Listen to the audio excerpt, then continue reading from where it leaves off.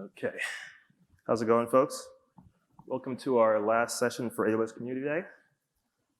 And I'm basically the guy that's in between you and happy hour. So, here we go. No pressure. Yeah, no pressure. This is native cloud security monitoring, a journey through bootstrapping, security monitoring, and logging in AWS. As she mentioned, I'm Louis Barrett, a senior security engineer at Segment. I'm the author of cloud-based Rube Goldberg machines, and I have over 8 years of experience building SOAR and SIEM platforms. And that's just a fancy way of saying I like to automate security. Now, coming from an enterprise background, I've become very accustomed to our services producing robust logs that were easily searchable and had great retention, all out of the box. When I moved to cloud services, I quickly realized this wasn't the case. Native AWS services were difficult to search, offered little retention, and weren't really great for threat hunting. My aim here is to change this. So why are we all here? We want to get better visibility on events taking place in our AWS accounts. We want to automate instant detection and response and facilitate effective threat hunting. But how are we going to do this? We'll need to configure some requisite services, such as CloudTrail, GuardDuty, and Elasticsearch. We'll assemble our services into monitoring infrastructure and apply some best practices. So let's start with CloudTrail. This is basically the core of our solution, and we can consider this an activity and audit log for every action and resource users interact with in your accounts. I like CloudTrail because it's relatively easy to configure and does cover the majority of AWS services.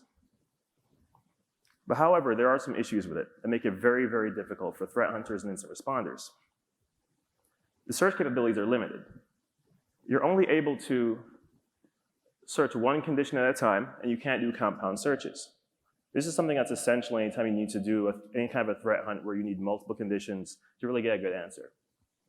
Additionally, log export capabilities are also limited. You can only pull 90 days of events from the console without additional configuration. And on top of that, it takes a damn long time, to export these events. And at the end of the day, you end up feeling a bit like this guy. You have your logs in front of you. You know what you want to do, but you don't exactly have the right tool for the job. But let's look at the next service that we're going to work with to make this solution work. This is GuardDuty. It acts as our intrusion detection system for all of our AWS services. It too is easy to configure and deploy. It will monitor and alert on the conditions in your account without any additional configuration. And it supports external threat feeds. This means you can add an IP list and get some additional alerts. Also, it's under active development, so we should see updates for the foreseeable future. But like CloudTrail, GuardDuty also has some issues. It too is disabled by default. You have no access to the source log data or the rules that generate these alerts. So it's a bit of a black box. Data goes in, alerts come out, but you don't know what goes on in the middle. And additionally, you don't really get custom alerts because you can only alert on IP addresses. And for a threat hunter or anyone performing incident response, this typically isn't enough. We need things like user agents and additional context. So with a GuardDuty, you end up feeling like you've been given a really powerful tool that you're not able to fully utilize. So we've gone through two of the three core parts of the solution I'm going to show you guys today, the third of which is Amazon Elasticsearch. And we've seen that the prior two solutions have had weaknesses. Elasticsearch can't be in the same boat, can it? Let's take a look. Amazon Elasticsearch is a managed SaaS search solution. It's bundled software, and it's commonly known as the ELK stack, and includes Kibana for visualizing our data. This is an industry standard. It will help us contextualize and bring meaning to our data. And it really does facilitate effective threat hunting. But just like the other two components, it also has weaknesses. Again, we have poor defaults. For example, you have a 2,000 field limit when adding columns to Elasticsearch indexes. And in terms of CloudTrail, you can have thousands of columns of data, so you immediately run into this barrier. Additionally, index management can be really challenging. Say you need to rotate your indexes or rotate your database due to size changes, this is not exactly easy and straightforward to do. Occasionally it requires a rebuild. Not ideal. So with Elasticsearch, you end up having a situation where one tiny mistake can knock the entire thing over. But how are we going to fix these problems we've seen with these services? What can we do about some of these things? And just to sum it up, this is what we're dealing with. So really, how can we fix this problem? The solution I have in mind looks something like this. We'll deploy all the required services and components automatically using infrastructure as code. We'll extend that log retention beyond 90 days and make this configurable, putting the power in your hands. Additionally, we'll tune Elasticsearch for ingesting CloudTrail logs. So no more of these hard limits that will cause outages and your service to crash. We'll also tune Elasticsearch for custom alert generation and overall enhance our search capabilities while eliminating weak defaults. Now, as a bonus, this system will be fault tolerant, scalable, and self-maintaining. So let's take a look. This is the shopping list we'll need to put together to build the solution. The three main components I mentioned to you earlier, Elasticsearch, GuardDuty, and CloudTrail, as well as Terraform to orchestrate the entire thing. We also need a custom Lambda, in this case, written in Golang, to ingest our logs efficiently and deliver them to a Kinesis stream. We'll get into that a bit later. The other components here are equally as important, but we won't dive into as much detail.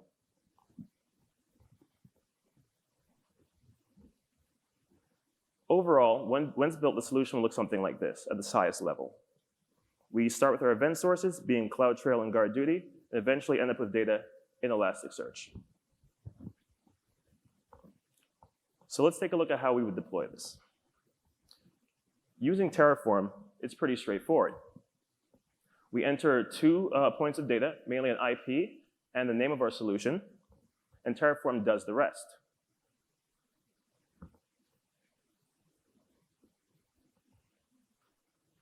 Yes, I want to build it. There we go.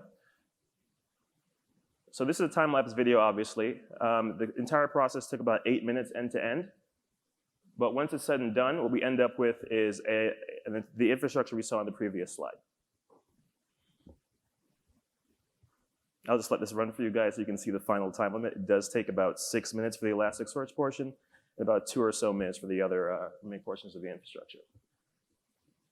And that's it.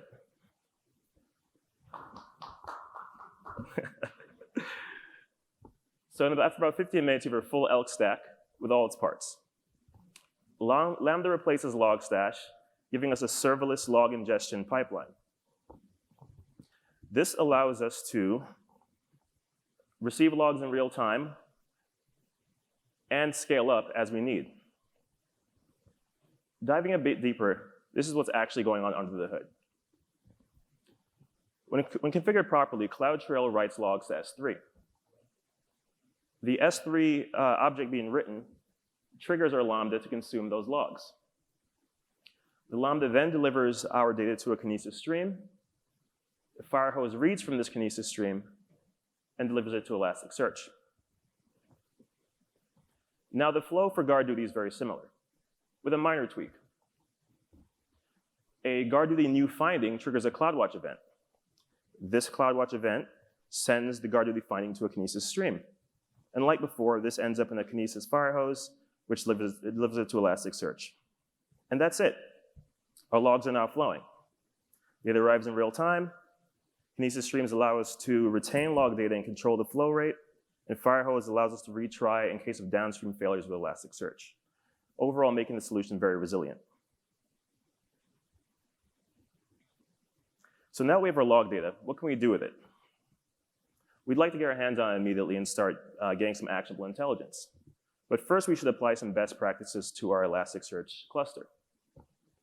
In this case, we want to increase the number of maximum fields beyond the default of 2,000.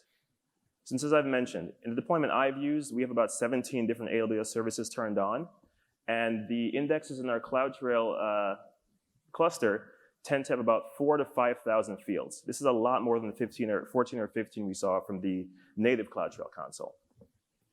Additionally, we try to map the number of shards, which is how many times our data is split across the cluster, in a one-to-one way, meaning if we have 10 servers, we want our data split across all 10 servers.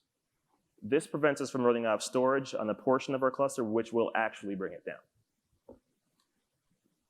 So once our best practices are in place, we can actually start working with our data. The first thing I like to do is get an idea of where we have spikes or anomalies, and eventually visualize these using Kibana. By visualizing a lot of the key fields within CloudTrail data, such as the event name, the user IDs, IP addresses, et cetera, we can really start to bring some context to what's going on in our accounts and notice conditions we couldn't have before.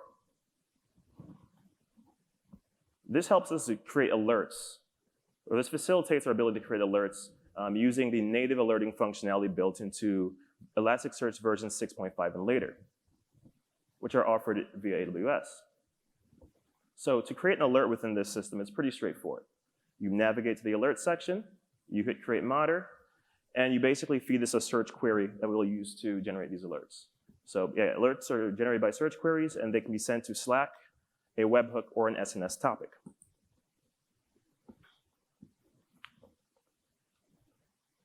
So this is an example of some alert creation.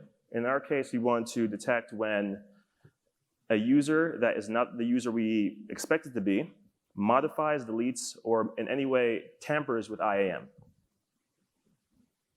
So we define our extraction query. We choose the index or the database we want to pull this information from, and then we specify what we want to have done. And this will basically search our cluster and bring back results that we can then use to generate alerts. So once we have our data coming in, we need to define some triggers. These tell us when we should be alerted. When defining a trigger, we basically tell the system, hey, if we have, for example, more than one of a result, let us know. And that's basically all there is to it. After we define our triggers, we then need an action and a destination for these events. So action definition is also fairly straightforward. We give it a name. We tell it where we want these to go. In this case, I'm saying this to Slack with a predefined webhook, and what we want the message to be. So this is a pretty high-level sparse example, but I've been able to configure this in a way that we have lots of detail coming back in our Slack alerts. So mine typically looks something like this. Not the prettiest thing, but we do get a lot of information. For example, this user is modifying IAM outside of a change-controlled environment such as CI/CD. And they're adding a weak policy. And we were able to catch this immediately and remediate it. So with the alerting system here, the alert text is fully customizable via Markdown. You can include links to your source data, and the alerts can be trigger other events such as lambdas, webhooks, and SNS topics. When it's all said and done, you have a history of any of the alerts that have been triggered, which are automatically maintained. These can be enabled or disabled easily in case you have an alert that fires too often or needs some tuning. And your alert configurations can be exported. So if you move from one cluster to another or from one AWS account to another, you can carry these rules over.